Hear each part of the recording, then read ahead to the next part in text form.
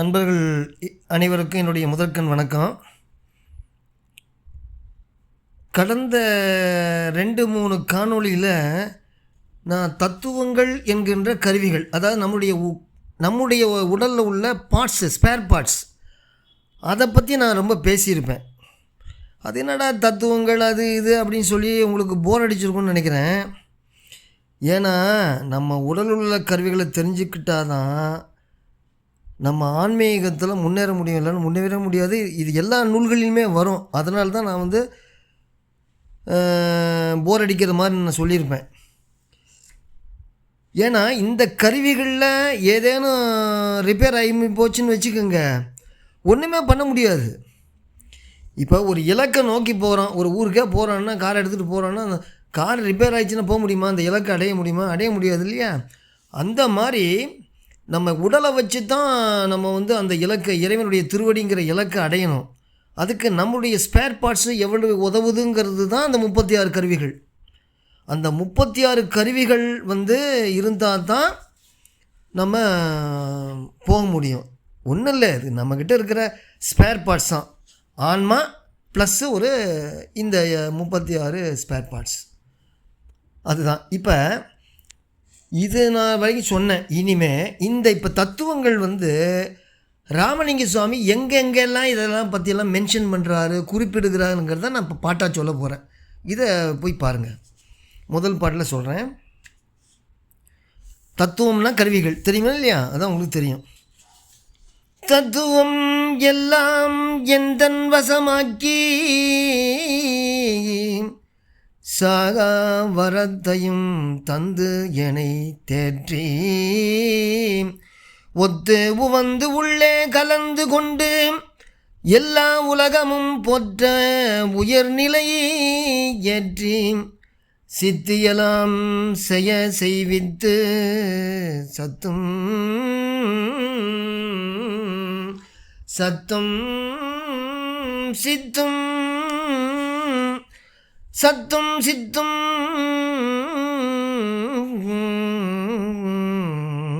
எல்லாம் செய்யவித்து சத்தும் சித்தும் வெளிப்பட சுத்த நாதாந்த திருவீதியில் ஆடச் செய்தீரே அருட்பெரும் ஜோதியன் ஆண்டவர் நீரே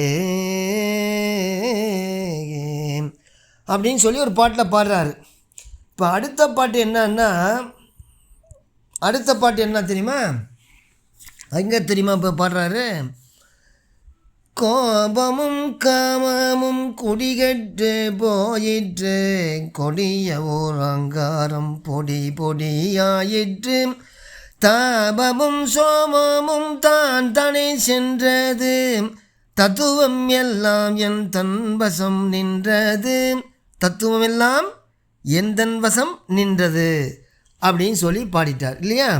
அதுக்கு அடுத்த அப்படி பார்த்திங்கன்னா அகவல்ல பார்த்திங்கன்னா தன் வசமாகிய தத்துவம் அனைத்தும் என் வசமாக்கிய என் உயிர் தந்தையே, இது ஒரு பாட்டு. இன்னொரு பாட்டில் பாட்டு சொல்கிறாங்க.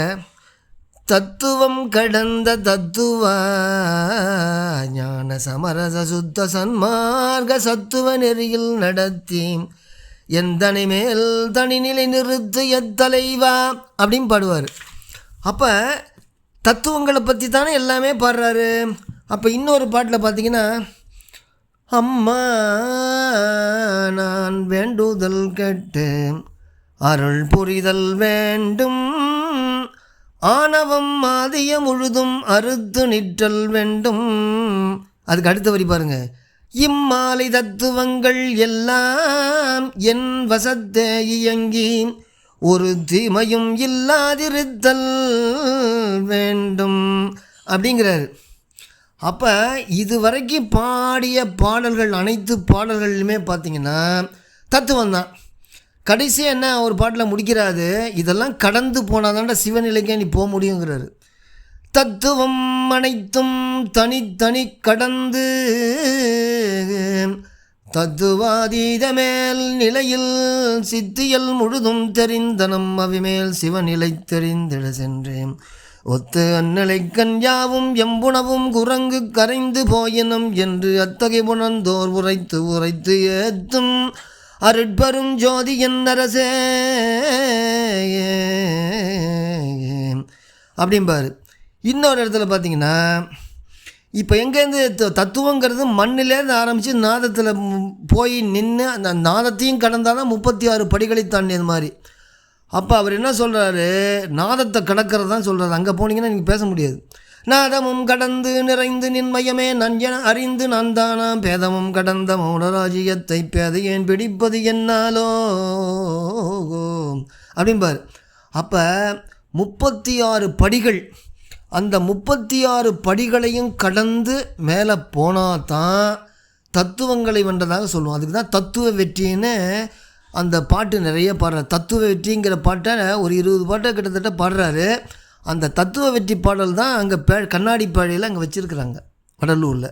அப்போ தத்துவங்கள் எவ்வளவு முக்கியமானதுங்கிறத வச்சு அவர் ராமலிங்க சுவாமி பாடியிருக்காரா இல்லையா? அப்போ நீங்கள் தத்துவங்களை பற்றி தெரிஞ்சுக்கணுமா இல்லையா? தத்துவங்கள்னால் என்ன, கருவிகள். உங்கள்கிட்ட இருக்கிற கருவிகளை தெரிஞ்சுக்கங்க. இதை அக்கு வேற ஆணி வேற தெரிஞ்சுக்கிட்டால் தான். ஏன்னா நிறைய இடத்துல இதெல்லாம் படிக்கிறாங்க, எல்லாமே எல்லா சபையிலையும் நான் போகிறேன் படிக்கிறாங்க. ஆனால் தத்துவங்கள் அந்த 36 தத்துவங்கள் தெரியாது. இதை தெரிஞ்சுக்கிட்டிங்கன்னா தான் அடுத்த ஸ்டெப்புக்கு போக முடியுமே தவிர வேறு ஒன்றுமே பண்ண முடியாது. அதுக்காக தான் மெனக்கெட்டுட்டு சில பேருக்கு இதெல்லாம் போர் அடிக்கும். என்னடா சும்மா அது இதெல்லாம் சொல்கிறாங்க தத்துவம். அது என்ன தத்துவம்? அப்படியே ஜீவகாருண்யம் பண்ணால் உடனே டப்புன்னு கிடச்சிரும் அப்படிங்கிறார். இல்லை, தத்துவ நிக்கிரகம் பண்ணால் தான், இந்த ஒழுக்கங்கள் பண்ணி தத்துவ நிக்கிரகம் பண்ணி, தத்துவ நிக்கிரகம் பண்ண பிறகு கடவுளை அறிந்து அம்மையமாகி அப்புறம்தான் ஏமச்சித்தி சாகா கேள்வி வரும். அதுக்கு தான் புருஷார்த்தம் 4 அப்படின்னு எழுதியிருப்பார்.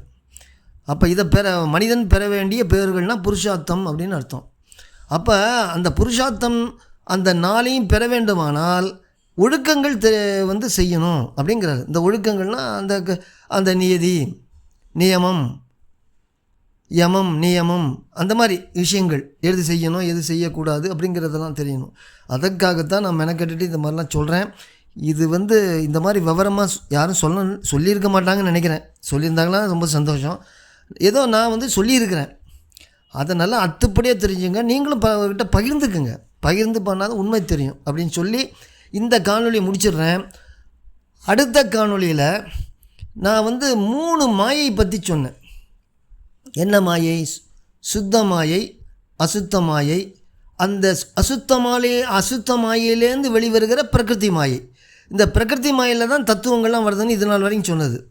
அப்போ இந்த மாயையை பற்றி ராமலிங்க சுவாமி பாட்டில் என்ன சொல்கிறாருங்கிறத அடுத்த காணொலியில் பாட்டாக சொல்லிடுவேன். எல்லா மாயையில் வர்ற பாட்டு எத்தனை பாட்டுக்கு அத்தனை பண்ணி நான் சொல்லிடுறேன். அதுக்கு பிறகு தான் உங்களுக்கு நல்லா புரியும். அதுக்கு பிறகு எதுக்கு இந்த மாயையை கொடுத்தாரு ராமலிங்க சுவாமி? இப்போ நமக்கு உணங்கு தனு கரண புவன போகம் கொடுத்துருக்காரு. நம்ம உடம்பு கொடுத்தாரு, உடம்பில் உள்ள கரணங்கள், அப்புறம் பூமி கொடுத்துருக்குறாரு, போகங்கள் கொடுத்துருக்காரு. இது மாயையிலேருந்து வருது. எதுக்கு கொடுத்தாரு? மாயை எதுக்கு கொடுத்தாரு? ஆணவங்கிற அழுக்கு நீங்கிறதுக்கு தான் கொடுத்தாரு.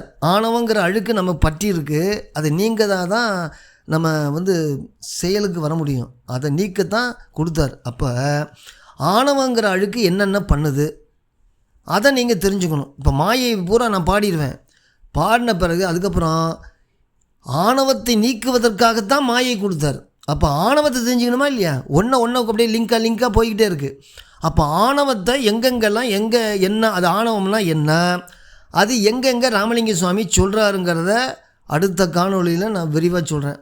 அடுத்த காணொலியில் முதல்ல மாயை பற்றி பாடிட்டு அதுக்கு பிறகு அந்த ஆணவம்னா என்ன, அந்த அழுக்கு என்னங்கிறத மற்ற ஞானிகள் என்ன சொன்னார், ராமலிங்க சுவாமி என்ன சொல்கிறாருங்கிறத அக்கு வேறு ஆணி வேறு நான் சொல்லி முடிச்சுக்கிறேன். இப்போ இந்த காணொலியை நிறைவு செய்கிறேன். வணக்கம்.